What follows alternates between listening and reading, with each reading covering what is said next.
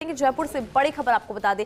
Associate editor निर्मल तिवारी की exclusive report आपको बता रही हैं। दरअसल राजस्थान में 400 किलोमीटर के चीता लैंडस्केप की तैयारी है। धौलपुर से रावत भाटा तक चीतों की बसावट होगी। वन विभाग एमपी के साथ जल्द एमओयू तैयार कर रहा है। एमओयू की तैयारी यहां पर हो रही है।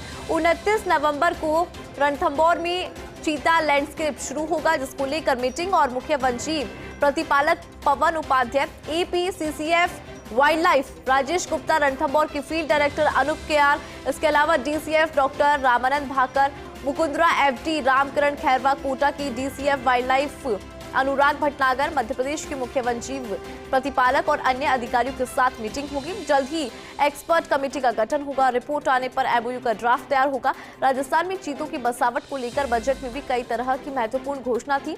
गांधी सागर अभयारण्य हो, चाहे भैंसरोडगढ़ अभयारण्य हो, चित्तौड़गढ़, चंबल, ये तमाम अभयारण्य जिनको किस तरह से जोड़ा जाएगा उसको लेकर यहाँ पे देखिए कमेटी भी गठित होगी और फिर ड्राफ्ट भी बनेगा। विस्तार से जानकारी लेंगे एसोसिएट एडिटर निर्मल तिवारी जी हमारे साथ जुड़े हुए। निर्मल जी, आपकी एक्सक्लूसिव रिपोर्ट बता रहे थे कि किस तरह से यहाँ पर एक कमेटी भी बनाई जाएगी। चीता कॉरिडोर को लेकर महत्वपूर्ण बैठक होनी है। क्या जानकारी आपके पास, कितनी ज्यादा इंपॉर्टेंट और महत्वपूर्ण मान रही हैं आप इस बैठक को?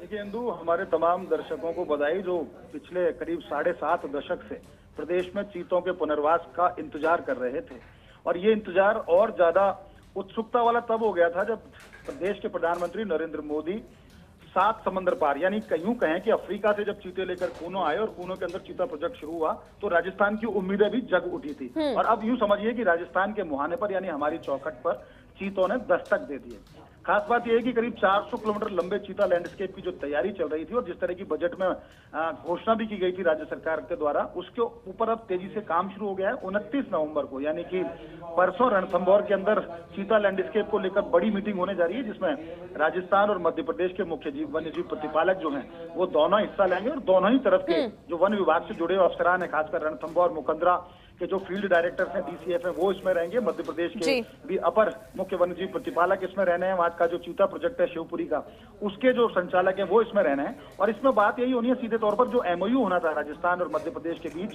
चीता लैंडस्केप को लेकर, करीब ये 400 किलोमीटर लंबा लैंडस्केप होगा जो धौलपुर से रावत भाटा तक इसमें चीतों की बसावट की बात हो रही है, क्योंकि कूनो के बाद मध्य प्रदेश के गांधी सागर में भी जल्दी चीतों को बसाया जाएगा।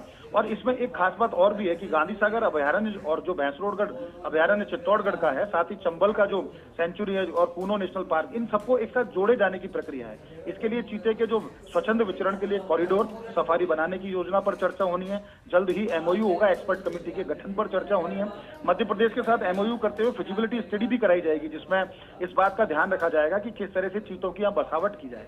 और खास बात देखिए, इसमें एक बड़ी बात यह भी होनी है कि ये जो मीटिंग हो रही है इसमें 4 सूत्रीय इसमें एक एजेंडा रखा गया है, जिसमें चीता संरक्षण के व्यवहारिक अध्ययन के लिए मध्य प्रदेश और राजस्थान के बीच एमओयू पर चर्चा, राष्ट्रीय चंबल घड़ियाल अभयारण्य तथा दोनों राज्यों के निकटवर्ती क्षेत्रों में संयुक्त पर्यटन मार्ग, ये बहुत बड़ी बात है। इसको समझना होगा कि अगर इस पर अमल किया जाता है तो राजस्थान के और मध्य प्रदेश के अंदर अब एक दूसरे के यहाँ से बाघ आ जा सकेंगे, चीते आ जा सकेंगे और दूसरे जो वन्यजीव है वो भी आ जा सकेंगे। और जो रणथंभौर जाता है वो उसी तरह से अब कूनो या फिर दूसरे जो मध्य प्रदेश के जो राजस्थान से लगते हुए जो वन्यजीव अभयारण्य है उनमें भी एक पर्यटन मार्ग इसमें बनाए जाने की योजना है।